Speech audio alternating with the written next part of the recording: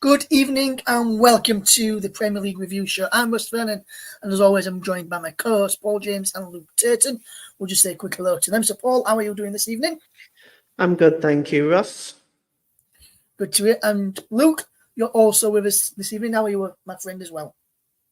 Yes, Russ, I am with you, and I'm good, thank you. You? Yes, I am good, thank you, Luke. Thank you for asking, the only one who did. No offence, Paul. Before we go through the games, let's just tell you what happened at the weekend in the second lot of matches which took place over the game week 21, as this was split up over a 2-week period due to the Premier League winter break.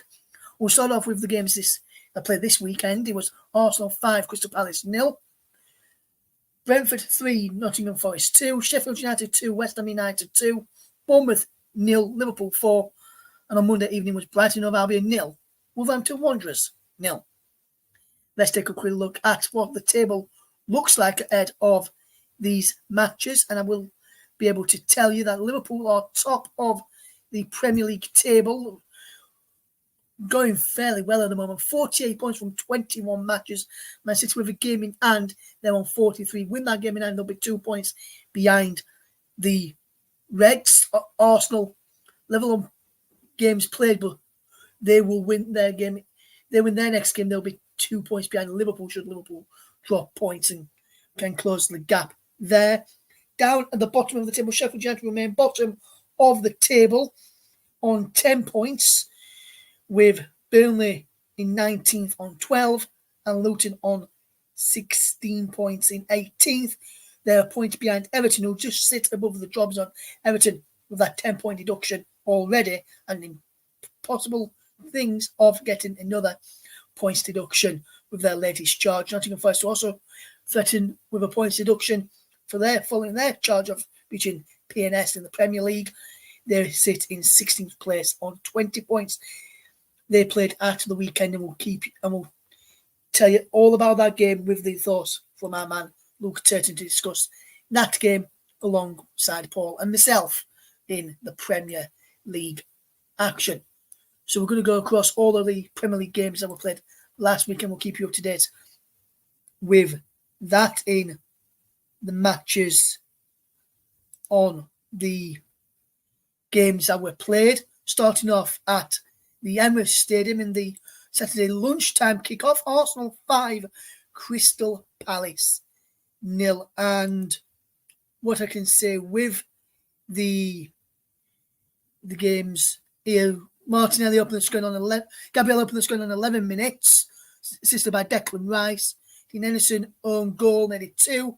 Trossard made it 3, and then 2 late goals from Martinelli in the 94th and 95th minute, respectively, made it 5-0 to Arsenal against Crystal Palace. And Crystal Palace were very, very poor in that game. I can tell you that expected goals for Arsenal 3.21, whereas Crystal Palace 0.35 in that game. And Arsenal completed a total passes for Arsenal 561, which were 487 complete, accurate, which was an 87% of pass completion, whereas Crystal Palace 362 total passes, 284 accurate passes, 79% pass completion rate for the Eagles there. And the two men with us today, Paul and Luke. Well, Paul watched this one for the channel, and Luke has caught the highlights he has told me. So going into this one first then, Paul, with you covering this game for the channel. How good were Arsenal in this game ahead of Crystal Palace? And how bad were Crystal Palace? Well, Crystal Palace were not very good, but Arsenal, when they play like this, it's very difficult to play against. Moving the ball around so well across the field. Leandro Trossard was brilliant. Declan Rice, well, I think he's a big reason why Arsenal challenging for the league title this year. And they just took Crystal Palace apart. But I think in the latter stages of the game, it became apparent to me that maybe Crystal Palace had down tools a little bit. The two late goals by Martinelli was very, very poor defending, both of them. And but Arsenal were brilliant, and they needed to be in the middle of this mid-season slump. Goal scoring has been a real problem. So for them to rack up 5 like that is a huge confidence booster for the Gunners going into the game against Forest on Tuesday. Yes, absolutely. And Luke, what did you make of this game going into it in Arsenal? Very much rampant at the moment, and with you supporting Nottingham Forest, probably something that you didn't want to hear going into that game on Tuesday. Yeah, well, Arsenal have found their form, and I think that's probably coincided with Martin Odegaard coming back into form as well. Um, they look very good from set pieces and very potent in the air, which I think is something which causes great concern for potential teams playing Arsenal. As for Crystal Palace, I think it was an off day. Probably expect to be a little tighter at the back. When they've been to other sides like Man City, they've kept it tighter. But at the end of the day, when you've got Martinelli coming off the bench and sliding 2 goals around um, Dean Henderson like he did, probably shows the vast quality between Arsenal and Crystal Palace at this point in time. Yes, absolutely. And there were a number of candidates for the player of the match on that game. There were quite a number of players who played particularly well for the Gunners, and any one of them really could have got man of the match, in my opinion. But the player of the match that you gave, Paul, on the day, I actually agree with. I think Gabriel played absolutely fantastic and just showed why his defensive capabilities are really good for Arsenal moving forward this season. Oh yeah, he's been absolutely brilliant, both defensively and offensively in that game. He was getting forward. He was causing a pain in the penalty area for Crystal Palace. He was unlucky not to be credited with that second goal. Obviously, though, because it went across the line and it then hit the goalkeeper and went in, that has to be deemed as an own goal. But he was defensively brilliant as well, shutting down Crystal Palace. Martin, as Luke touched on, Martin Odegaard, well, he's just been fantastic all season. And Arsenal do well every time he does well. And I pulled up a spreadsheet full of statistics for Arsenal. I'm doing one for all the Premier League teams, but I did one for Arsenal. And a couple of things about Martin Odegaard came to light was his 87% successful pass rate. Only Declan Rice has had more passes and had a higher success rate. But Odegaard's shooting capability as well, at 51% shot accuracy. That's better than any of the Arsenal strikers, with the exception of with the exception of Bukayo Saka. Odegaard has been brilliant two-way player this season as well, both winning the ball back in the midway inside the Arsenal half of the field, and in his attacking play as well. He's been incredibly impressive. But yeah, I felt Gabriel deserved the player of the match in this one, Russ. Yes, absolutely. I must do agree with you in that one. We'll move on to our next game, and that was Brentford 3, Nottingham Forest 2, and the return from a ban for Ivan Toney, and back amongst the goals as well for Ivan Toney. Danilo put Forest in the lead on 3 minutes, would go from Toney on 19 and Ben Mee on 58, turn this game on its head before Chris Wood equalised on 65 minutes. Well, then Neil Maupay scored the winner for the bees to sting those tricky trees in the forest. And Luke, I'll come to you first on this one. With being a Nottingham Forest supporter, I know you're probably disappointed with the result, but just talk to us about how well you thought Forest played in the game, and then how well Brentford did in the game as well. Yeah, well, I think the game left a lot of questions more than answers about Forest's performance. I think we played okay in the first half.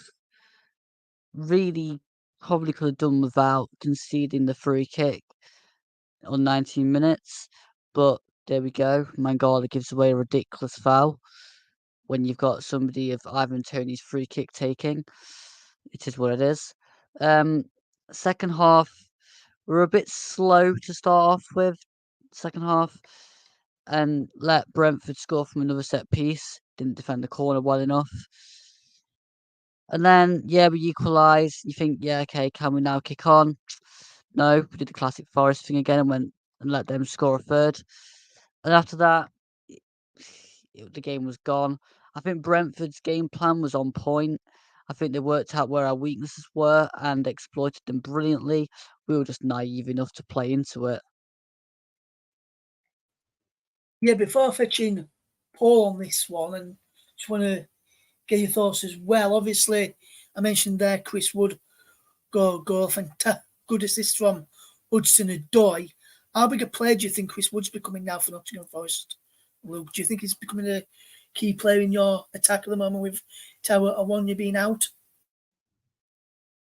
Yeah, Chris Nuno's found the way to get Chris Wood playing, and I think when you've got a player like Chris Wood, you've got to know how to play to him. And I think now we've learned that just playing the ball up to him in the air is just not going to work. Just before we go any further, I do have to address the free kick. There's been huge talking points around the movement of the ball. Now, for me, I don't think that's particularly that relevant. The wall should have been set up well enough in the first place. And the huge question that I've got is why was Callum Hudson-Odoi stood so far wide of the wall when no Brentford player was in the vicinity? No idea, Luke, and that's the question I was about to ask you a little bit later about that free kick and about Callum Hudson-Odoi. We've just took that question away from me because you asked it there, but so I'll ask it to Paul in a few minutes. But that's why I was just going to ask you why was I what? Well, before I do move over to Paul, and we'll come to you in a second. Why do you think Callum Hudson-Odoi was stood there? Do you think that was a tactical issue from Nuno Espirito Santo? Or do you think he was just too slow and seeing that space and reacting to it? I don't think it's an issue of Nuno's tactic. I think it was more Matt Turner not understanding where Ivan Toney is going to take his free kick. Now, Ryan Yates was absolutely screaming, "Get somebody on the end of this wall next to me. He's going to whip it round this side." And it was blatantly ignored. And I mean, if we can see it and everybody else can see it, then I'm a bit confused as to why your goalkeeper doesn't know this is going to happen when they've got all the footage. They'll be able to watch what he did last year. Just want to also say, did we mention that Ivan Toney was back? I mean, I I don't think I've heard it enough times leading up to that game or anything. Yeah, I did mention Ivan Toney was back, Luke. See, got on the score sheet as well there. Yeah, I know. I was being facetious. Anyway, let's move on and fetching Paul James. Paul, what was your take on this game? Well, there was a couple of things that particularly troubled me from a Forest perspective. The second goal, I'll come to the first goal in a moment, but the second goal by Ben Mee. Now, he's a former Burnley player. I'm well used to seeing him score in the way that he did. The marker the marker had lost him. I can't remember who the name of the Forest player was that was supposed to be marking him, but that ball swung in, and Ben Mee lost his marker, and he wasn't picked up again, and then was able to head home fairly easily. That's something I've seen him do for Burnley week in and week out when he's played for Burnley. And to be honest with you, that was a very naive goal for Forest to concede. With the first goal, I have to agree entirely with what Luke said. I think in terms of him moving the ball, yes, he should not have done that. And yes, it's breaking the rules and Forest have a right to complain. But they did not organise this wall very well. And there's a combination of two people to blame, one being Matt Turner and the other being Callum Hudson-Odoi on the end of the wall, who stood there. The first thing I said when I was watching it was, he's going to go right through that gap. And of course he did. And it was very poor all round.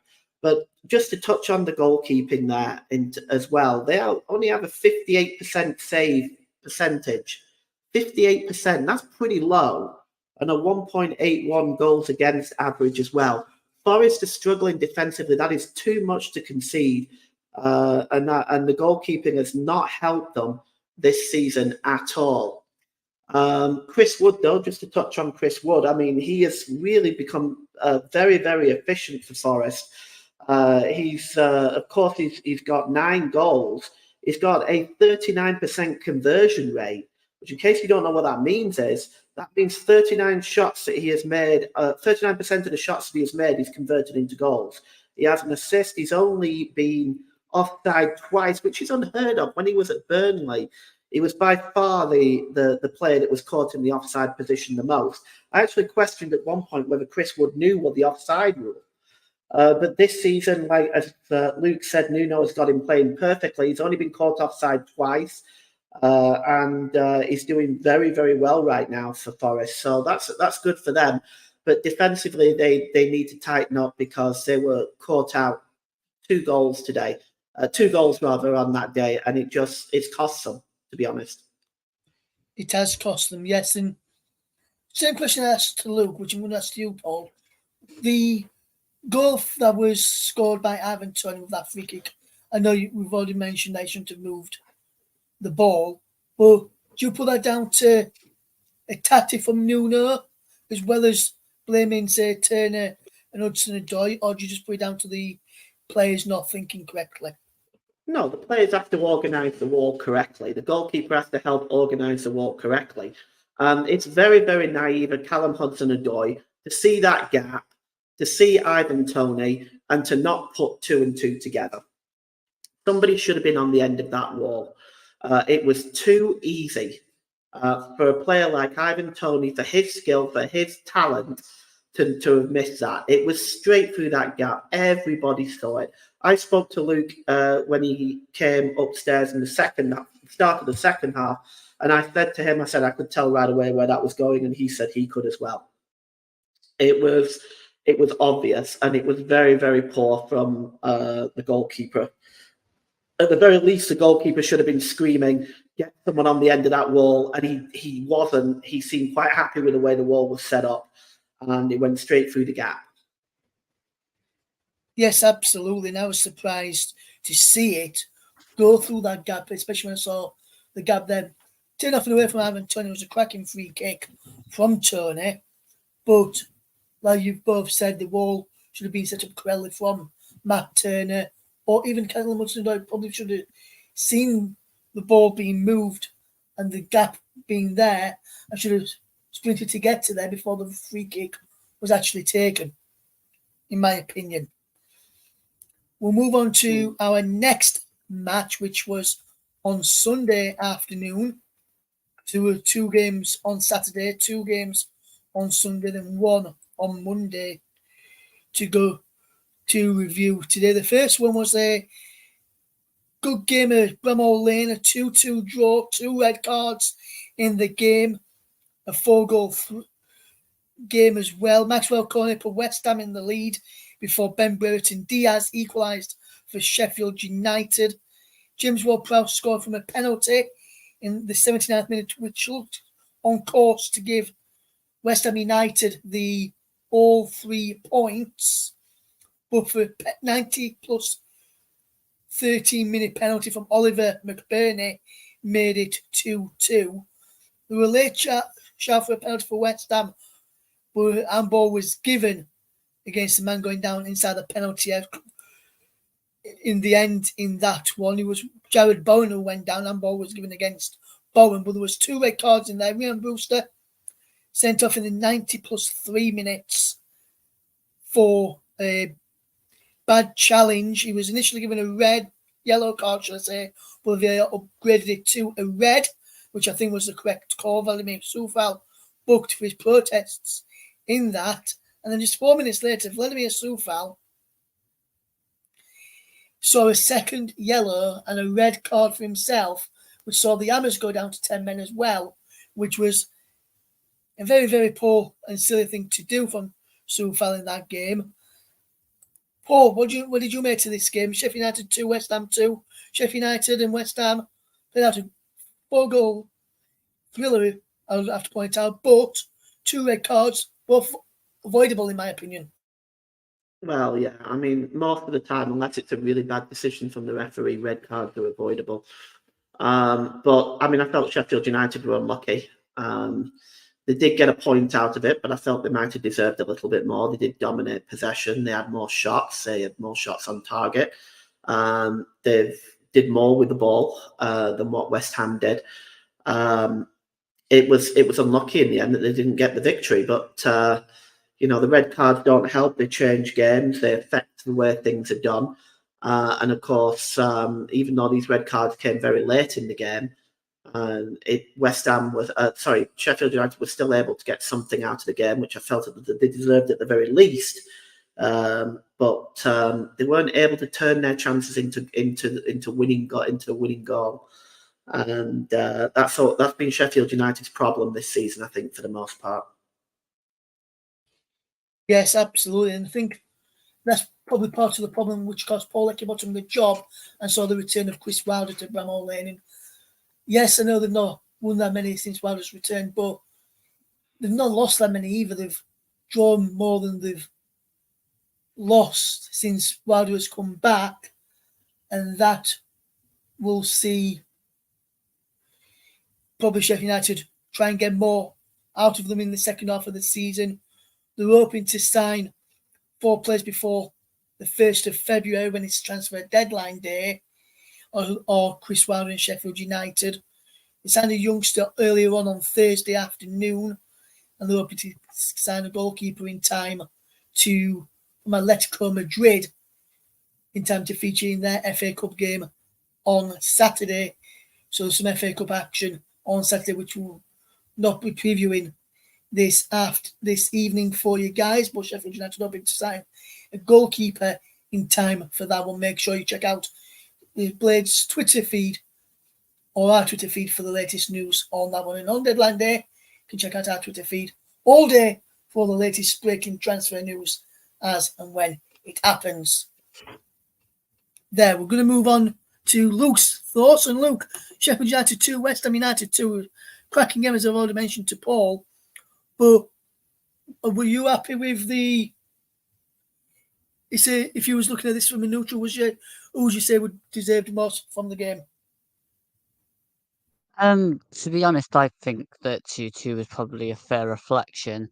They both were having a good go, but in the end, there wasn't much between the two sides. I think when you've got a player on each side making silly decisions, then really you can't expect for anyone to come away with 3 points. I think the giving away the penalty in the final few minutes, from West Ham's perspective, probably is very frustrating. But again, it's the battling qualities of Sheffield United, isn't it? They're going to make it difficult for you, especially at Bramall Lane. And I think that's probably why, in the end, nobody came out with a clear victory, because they were making it difficult, keeping it tight and battling till the end. Yes, and just to go to you a minute again, Paul. West Ham thought they should have had a penalty late on for a foul on Jared Bowen. The referee gave an handball first. I've listened to some of the reactions from former Premier League referees in Keith Hackett and Dermot Gallagher. They both thought that it could have been a penalty for West Ham towards in the foul on Jared Bowen. From your perspective, was that a penalty for West Ham at the end, or was the referee right to give a free kick against Bowen for handball in there? Well, it depends on what happens first, doesn't it? If it's a handball first, and it's the referee's determined that it's a handball, then that's the correct decision. What happened first was the foul rather than the handball, in my opinion. Luke, I know you was watching this game together. What did you make to the penalty incident to the end? I think it was half a dozen of one, half a dozen of the other. To be fair, there there really wasn't that much in it, I think, and the correct decision was reached. I'm not sure whether the handball was particularly fair either. I personally wouldn't have given anything.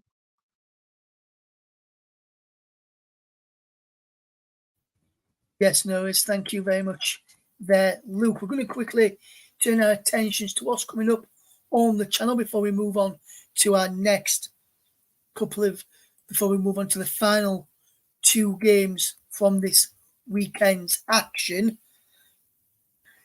From last weekend's action, should I say. Coming up on the channel very, very shortly over the next few days is some FA Cup action. I'll tell you the confirmed matches that we've got for you in the FA Cup. Liverpool v Norwich City on air from 2:20 for the game at Anfield, with myself and Luke Turton providing commentary for that one. And then at 4:30, so from 4:20, be able to join Nicholas Jones, who will provide all the action as Newport County take on Manchester United in the FA Cup fourth round. Both of those matches will be across all our partner channels and on the Commentary Hub and Commentary Hub 2 as well. We'll now move on to our next match in the Premier League, and that come at the Vitality Stadium. And what a performance from Liverpool. The first half, Bournemouth defended really, really well, but then just 5 minutes into the second half, 4 minutes in the second half, should I say, Darwin Núñez opened the scoring for Liverpool. And then from then in, it was one-way traffic. Liverpool comprehensively won away with fit by 4 goals to nil. Diego Jota scored a brace on 79 minutes for Darwin Núñez, made it 4-0 and completed the victory. Luke, I know you was watching this game as well as listening to myself and Bruno on commentary in this one. What did you make to the game between Bournemouth and Liverpool? And Bournemouth defended very well for the first half, but second half, after the first 4 minutes, just switched off and Liverpool took control. Yeah, I think Bournemouth in the first half defended very well. They probably executed Iriola's game plan, but second half they just capitulated. I'd actually say that they probably did a Nottingham Forest, where they defended horrendously. They allowed Darwin Núñez to bully them around on the ball. They could cut through them at will. I think Diego Jota just had them all ends up. And, when you've got Gakpo, Jota, and Núñez up front, they're really dangerous players. And if you're not switched on, they're going to pounce on their chances. And they took all 4 of the chances they had, um, that were very clear cut. I think Diogo Jota took his goals amazingly. Núñez, again, executed his strength and power. So, yeah, I was impressed with Liverpool. Not that impressed with Bournemouth in the second half, though. I think they would probably expect a lot better, 1, at the back, and 2, going forward. Yeah, I wonder if the self-destruct button, like sometimes say teams do, Luke.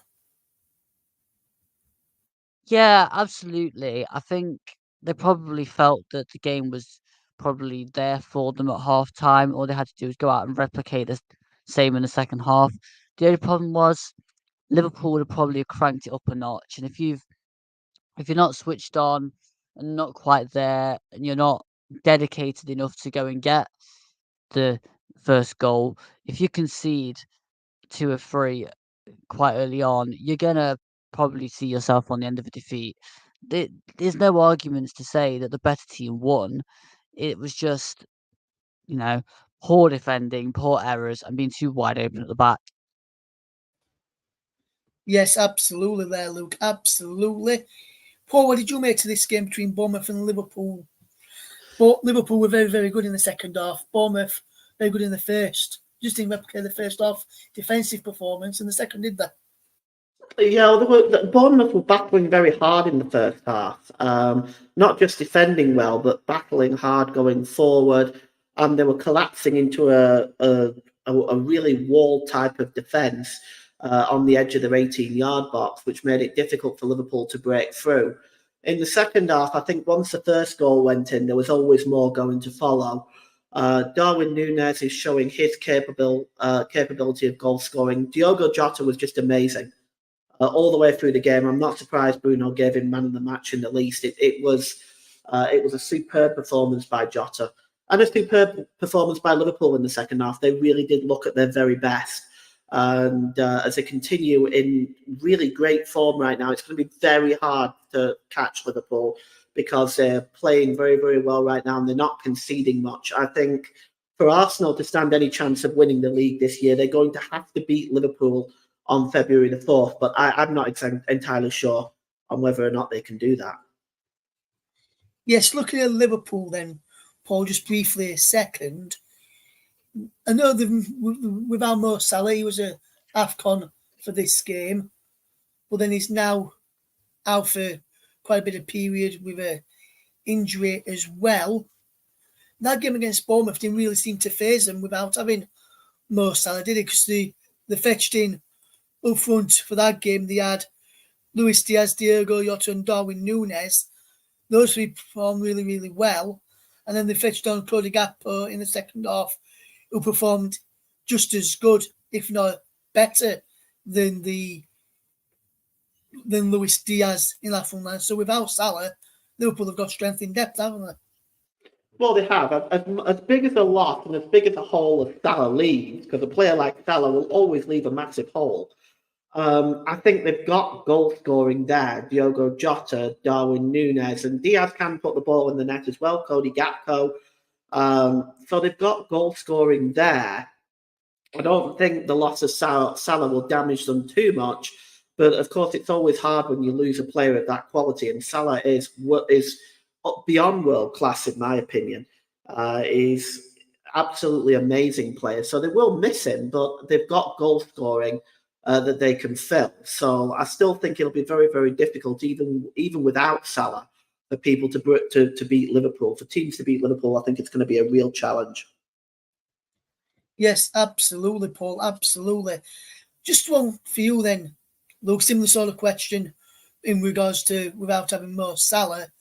Do you think he's a big miss for Liverpool, or do you think the likes of Diaz, Gakpo, Jota, Núñez, all shown at the weekend that they're not just a one-man team and they don't just rely on Mo Salah like some fans and some pundits say that they do? Well, I think Salah is obviously a massive player for Liverpool, but again, not one player makes a team. And I think when you've listed the players that you did with Gakpo, Núñez, Jota, and Diaz, it's now up to them to fill the void that's going to be there. Now, whether they actually consistently can do that up to Salah's level, I'm not so sure. They've not done it so far.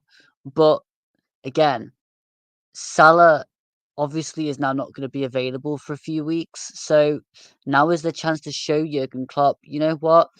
We can keep Mo Salah out the side here. We can play well enough that makes it difficult for you to drop us. If they don't follow through with that, then it's clearly obviously going to show that that's not the case. But again, it's up to them of what they do at the end of the day. Yes, absolutely. Paul, absolutely. My friend and most Salah could find it hard to get back into the side should they play very, very, very well in the games moving forward. Next up then is the game at the Amex, Brighton 0, Wolverhampton Wanderers 0, and this game was, let's just say it, a snooze fest. What a poor game it was. Both there were chances, but no team were able to take their chances. What did you make of this one, Paul? This one for me was a snow fest. Yeah, it wasn't great to watch, I have to admit. It was generally poor all round. Both sides have had a couple of chances in the game, but you can always tell the way a game runs just by looking at the statistics. And it looks to me like Brighton, when I was watching it, dominated the game in terms of possession. They had all the possession. I mean, I'm just going to go on. I'm just taking a look at the Premier League website now. It's 71.8% possession that they had during that game. They had the best chances. They had the ball most of the time. They did more with the ball, but they was not able to take their chances. And Wolves were not able to. Wolves had very little throughout the game, but chances that they did have, they didn't take either. It just was a classic 0-0 stalemate, really. It was indeed. And Luke, what did you make to this game on Monday evening? It was a very poor watch, in my opinion. Well, I think I made the wise decision not to watch this game live. But from what I can gather, is there was a lot of chances. Nobody really took the chances, and it just played itself out to a 0-0. I mean, at the end of the day, you look at the players that they've got there and around. Wolves probably missed Hwang Hee-chan. Brighton probably missed Simon Adingra. Matoma, I think, might also have been away on international duty as well. So they're probably missing these players a little bit for their creativity, but still, this is the Premier League. If you're going to have an attacking force out there, they've got to be able to take the chances. And on this occasion, it just appeared to me that neither side had got the quality to really beat the keepers. So both sides came away with a clean sheet. Yes, and both sides would probably take that. So another day, both sides would probably have lost in the end. Let's just take another quick look at the table before we do leave you this evening. And just to remind you, Liverpool sit top of the Premier League table with City in second, just above Arsenal on goal difference, and above Aston Villa on goal difference as well. Then come Tottenham, who sit in fifth. West Ham in sixth. Brighton, with that point against Wolves, in seventh, above Manchester United on goal difference, level on points with the Red Devils there. Chelsea up into ninth after slowly climbing up the table now under Maurizio Pochettino in the Premier League. Newcastle make up the top 10. Then from bottom, Sheffield United at bottom, 10 points from the opening 21 games. Burnley are in 19th, Luton in 18th, Everton just outside the bottom three. But with their 10-point deduction added back on, they would climb up to 12th and above Bournemouth. If that's where they would be in the table, should they have not had the 10 points deduction. Forest in 16th, Palace in 15th, Brentford in 14th, Fulham in 13th, Bournemouth in 12th, Wolves in 11th, and Newcastle, as I mentioned, make up the top 10. What I'm going to do now, guys, I'm going to put up on the screen right now a anagram. I'm going to put an anagram up on the screen from I sent these out earlier, so Luke and Paul will know this answer. I'm going to put this anagram here. I'm going to leave it on the screen for a few seconds, for about a minute or so, while I just quickly ask Paul and Luke a question. Luke a question on Nottingham Forest moving forward in a second.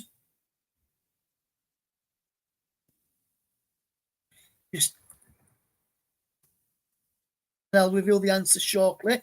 So this is the anagram that I have put down. Which Premier League side is this? So I want to know which Premier League side that is there that you can see on your screen. Which Premier League side is that on the screen just there? We'll reveal the answer shortly. But Luke, moving forward with Nottingham Forest after the performance at the weekend, where would you say a sort of position you think Forest could finish this season, and why? Oh dear. That all depends on. Sorry for throwing this on you at the last minute, Luke. Yeah, well, this all depends on what we do in the transfer window. Like if we get a goalkeeper in and maybe a couple of wingers, then I'd say about 15th, 14th. If not, 16th. Like, to be quite honest with you, if we have to play with Matt Turner and Odysseus for the rest of the season, we're just going to concede goal after goal. It's glaringly obvious that neither of them have the kind of ability. One can't take goal kicks, one is rubbish with distribution, and one can't come for crosses. So, you know, it's a real problem in goal. And you've gone from 2 seasons ago having Bruce Samba to now Matt Turner and Odysseus. Yeah, that's not an upgrade. Yes, absolutely. So the answer to that anagram there, and I'll reveal the answer for you now. But before I reveal the answer on the screen, does anyone, Luke, Paul, do you want to tell the listeners what the answer is? It's Brentford. Correct. It is Brentford is the answer to that anagram there. I sent out a list of anagrams earlier, 10 of them. 8 of them are currently, some of them are in the Premier League currently, some of them are in the Championship, so from the top 2 divisions. But that is the answer. It is Brentford, the answer to that anagram. So which Premier League side is this? And if you're going correct, a big well done to you. It is Brentford. That's all we've had time for today on this review show. Thank you very much to Paul and to Luke for joining us as always. And we're back in a week's time when we preview the next lot of Premier League action. Enjoy the FA Cup action that we've got coming up for you on the channel this weekend, which will see Liverpool against Norwich and Newport against Manchester United. Both games play on Sunday. From all the team here, is a very good thank you for listening and watching. Until next time, it's goodbye for now.